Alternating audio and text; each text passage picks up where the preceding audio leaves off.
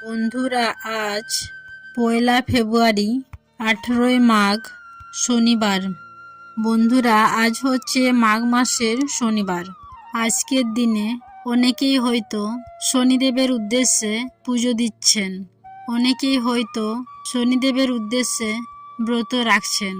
শনিদেবের এই ব্রত কথাটি শ্রবণ করে শনিদেবের উদ্দেশ্যে পারলে একটি তিলের প্রদীপ প্রজ্বলন করুন।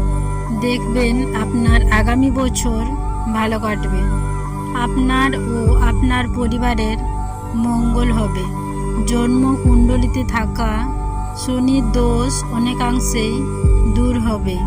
তাই আজ একটিবার অবশ্যই শ্রবণ করুন শনিদেবের এই ব্রত কথা।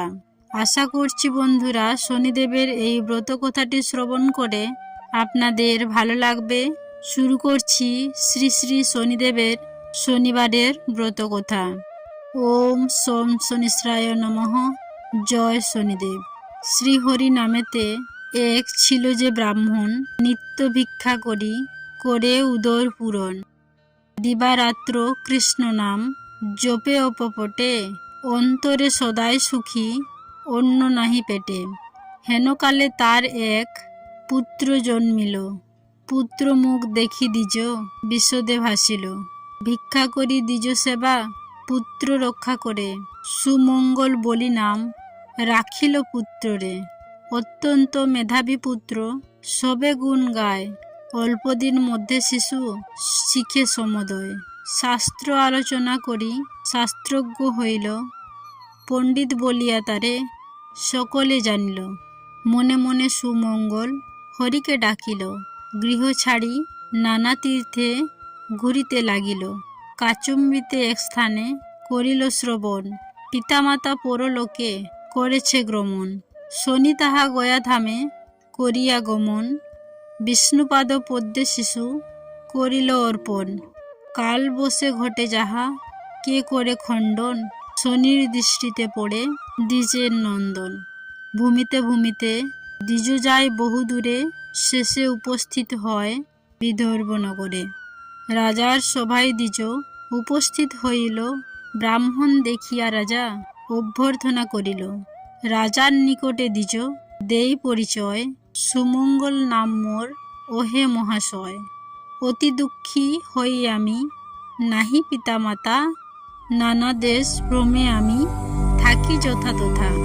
শ্রীবৎস রাজন বলেন, চিন্তা দূর করো, আমার আশ্রয়ে থাকি মোরে কৃপা করো। শাস্ত্রজ্ঞ পণ্ডিত তুমি, বুঝি অনুমানে, শাস্ত্র পাঠে তুষ্ট করো সভাসদগণে। 2 পুত্র আছে মোর, শুনো হে ব্রাহ্মণ, পড়ায়ব তব কাছে পড়িয়াছে মন। রাজার বাক্যতে দ্বিজ সন্তুষ্ট হইল, রাজার আশ্রয়ে বাস করিতে লাগিল। 2 রাজপুত্রে দ্বিজ অতি যত্ন করে, নিত্যই পড়ায় দ্বিজ রাজার কুমারে। এই রূপে কিছুদিন বিগত হইল, পড়ুয়া বেশেতে শনি উপস্থিত হইল। শনিরে জিজ্ঞাসে দ্বিজ, ওহে বাছা ধন, কিবা হেতু হেথা তব হয় আগমন। শনি বলে, হেন শাস্ত্র অধ্যায়ন্তরে, দ্বিজ বলে যত্ন করি পড়াব তোমারে। অল্পদিন মধ্যে শনি সুপণ্ডিত হইল, সুমঙ্গল পরিচয় জানিতে চাহিল। শনি বলে, পরিচয় কিবা দিব আর, শনিশ্বর নাম মোর সূর্যের কুমার। সুমঙ্গল বলে, যদি দেখা দিলে মোরে, কিসে দুঃখ দূরে যাবে বলো হে আমারে। আমার উপরে আছে তোমার কটাক্ষ, কিসে যাবে বলো প্রভু হইয়া সপক্ষ। শনি বলে, ভোগকাল 6 মাস আছে, 10 দণ্ড মধ্যে যাবে না আসিবে কাছে। সপ্তম দিবসে গিয়া ভাগীরথী তীরে, একান্ত মনেতে দ্বিজ ভোজ মুরারিবে।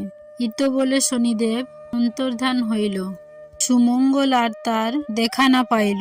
শনি আজ্ঞা মতো দ্বিজ গিয়া গঙ্গা তীরে, নারায়ণে ভোজে দ্বিজ একান্ত অন্তরে। 10 দণ্ড পূর্ণ হইল মানিতে বিচারি, উঠে দাঁড়াইল দ্বিজ বলিয়া শিহরে। কিন্তু 10 দণ্ড পূর্ণ না হয় তখনও। তার পূর্বে চলে আসে আপন ভবন। তাহা দেখি শনিদেব কুপিত হইল, দুই রাজপুত্রে শনি হরণ করিল। গুণমায়া বলে দুই শিশু মুণ্ড করি, দ্বিজের নিকটে যান শনি তাড়াতাড়ি। হেথা দ্বিজ চক্ষু বুঝি শ্রীহরির সরে, মুণ্ড দুটি ফেলে তার উরুর উপরে। হেথা নিদ্রা যোগে রাজা দুঃস্বপ্ন দেখিল, পাত্র মিত্র লয়ে রাজা গঙ্গা তীরে গেল। দেখিয়া দ্বিজের কোলে পুত্র মুণ্ডদয়, হাহাকার করে রাজা ধুলায় লুটায়। রাজা এসে দূতগণ বাঁধে ব্রাহ্মণেরে, শৃঙ্খলে বন্ধন করি রাখে কারাগারে। কারাগারে বসে দ্বিজ কাঁদিতে লাগিল, বিপদ হন্তা মধুসূদনে হরণ করিতে লাগিল। অতঃপরে ঘটে এক বিচিত্র ঘটন, 10 দণ্ড বেলা পূর্ণ হইল যখন। শোকেতে কাতর রাজা ছিলেন যেখানে, হেনকালে দুই পুত্র আসছিল সেখানে। রাজা বলে কথা ছিলে হৃদয়েরই ধন, শয্যাপুরে ছিন্ন পিতা করিয়া শয়ন। পুত্রদের বাক্যে রাজা আশ্চর্য হইল, আদ্য অন্ত কিছু তার বুঝিতে নারিল। ব্রাহ্মণের কথাই বা পড়ে গেল মনে, না বুঝিয়া কত কষ্ট দিনু সে ব্রাহ্মণে। রাজার সে দুধ গিয়া আনিল বিপ্ররে, জীর্ণ শীর্ণ কলেবর স্বাধীন কাতরে। বিনয় বচনে রাজা করে তার স্তুতি, সব অপরাধ ক্ষমা করো ওরে মহামতি। কৃপা করে করো মোর সন্দেহ ভঞ্জন, তবু করে কার মুণ্ড করেছি দর্শন। দ্বিজ বলে মহারাজ কিছুই না জানি, শনি কোপে কষ্ট পায় এইমাত্র মানিক। রাজা বলে যদি পায় শনি দর্শন, সুপচারে তার করিব পূজন। উপবাক্য করে দ্বিজ করিল গমন। রাজা বলে যদি পায় শনি দর্শন, সুপচারে করিব পূজন। উপবাক্য শুনে দ্বিজ করিল গমন, শনির নিকটে সব করে নিবেদন। শুনিয়া সকল কথা শনিদেব এলো, শনিদেবে দেখি রাজা প্রণাম করিল। রাজা বলে যদি প্রভু এলে কৃপা করে, পূজার বিধান তবে বলো প্রভু মোরে। শনি বলে পূজাবিধি শোনো হে রাজন, যে রূপে করিবে মোর পূজা আয়োজন। শুদ্ধভাবে শুদ্ধ মনে আমার বাড়িতে, করিবে আমার পূজা একান্ত মনেতে। নীল বস্ত্র কৃষ্ণ তিল আর তৈল দেবে, মাস পরায় আর কৃষ্ণমন্য ঘট করিয়া স্থাপন। পঞ্চজাতির ফলমূলে করিবে পূজন। এই মোর পূজাবিধি কহিলাম সার, ভক্তি প্রধান যেন কি কহিব আর। পূজা শেষে ভক্তি ভরে করিবে প্রণাম, নবগ্রহ স্তোত্র পাঠে লইবেক নাম। আমার প্রসাদ খাবে করিয়া যতন, সর্বপাপ দূরে যাবে শুনে আমার বচন।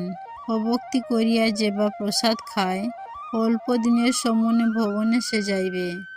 আমার পূজায় যে বা করে অনাদর, চিরকাল দুঃখ পেয়ে হইবে কাতর। এত বলি শনিদেব হন দর্শন, ভক্তি ভরে করে রাজা শনির পূজন। প্রতি শনিবারে পূজা করে নৃপবর, চগনে দান দিয়া দিল বিস্তর। নৃপবাসী সুমঙ্গল বিদায় লইয়া, শনিদেবে পূজা করে গঙ্গা তীরে গিয়া। এই রূপে পূজা প্রচার হইল, প্রচারিল শনিদেবে। যাহার যেমন সাধ্য সেইভাবে পূজিবে। শনির মাহাত্ম্য যত কে বর্ণিতে পারে, কিঞ্চিত রসিত হইল শনিদেবের বরে। সর্বদা শনির পথ থাকে যার মনে, উদ্ধারে বিপদ হতে পড়িলে সমনে। শনির পাঁচালি যেবা রাখিবে ভবনে, কখনো না পড়ে সে বিপদের বন্ধনে। শনি প্রণমিয়া যেবা নিজ কার্যে যায়, সমাদর করে তারে রাজার সভায়। স্কন্দ পুরাণের কথা অন্যথা না হয়, যথাবিধি বেশ বাক্য ভূমিতে লুটিয়া বন্দি শনির চরণ। এত দূরে এই গ্রন্থ সমাপন করি, শনিস্বরূপ প্রীতি শোবে বলো ঘরে ঘরে। বন্ধুরা শনিবার এই ব্রত কথাটি শ্রবণ করে শনিদেবের উদ্দেশ্যে এই মন্ত্রটি একবার হলেও জপ করবেন। ওম শম শনিশ্চরায় নমঃ। যদি সম্ভব হয় 108 বার এই মন্ত্রটি জপ করবেন। আর শনিদেবের উদ্দেশ্যে সায়ংকালে অর্থাৎ সন্ধেবেলায় একটি সর্ষের তেলের প্রদীপ পারলে অবশ্যই প্রজ্বলন করুন। এই দিন কোনো দুস্থ মানুষ, কোনো কাক অথবা কালো কুকুরকে যদি আপনি কোনো কিছু খাওয়াতে পারেন এবং কোনো যদি কালো কিছু বস্তু দান করতে পারেন, তাহলে সেটি আপনার পক্ষে খুবই শুভ হবে। আশা করছি দর্শক বন্ধুরা শনিদেবের শনিবারের এই ব্রত কথাটি শ্রবণ করে আপনাদের ভাল লেগেছে। ভাল লাগলে লাইক করবেন, পারলে শেয়ার করবেন এবং কমেন্টে জয় শনিদেবের জয় লিখতে একেবারে ভুলবেন না। সকলেই ভালো থাকুন, সুস্থ থাকুন এই কামনা করে আজকের মতো ভিডিওটি এখানেই শেষ করলাম। নমস্কার ও ধন্যবাদ। ঈশ্বর আপনার মঙ্গল করুক। জয় শ্রী শনিদেবের জয়।